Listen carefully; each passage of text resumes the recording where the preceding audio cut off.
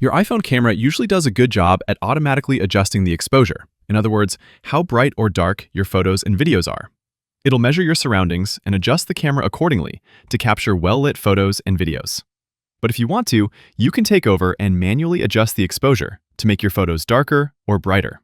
If you tap the subject on your screen, you'll see a little focus square appear, and next to that, you'll see a small yellow brightness icon on the right side. You can then tap and drag either up or down next to that brightness icon, and your exposure will change to either darker or brighter. This also locks the exposure, so it doesn't change when you move your camera around, and you can manually reset it by tapping the screen again. And that's really it. Super simple. The key is to tap your subject first, because if you start swiping up and down without focusing first, nothing will happen.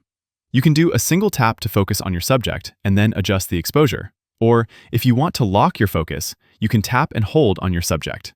You'll see a little AEAF lock text appear on the top of your screen, which indicates that your focus is now locked and won't change when you move the camera around. That is basically locking the focus distance, how far the objects are that are displayed sharply on your screen.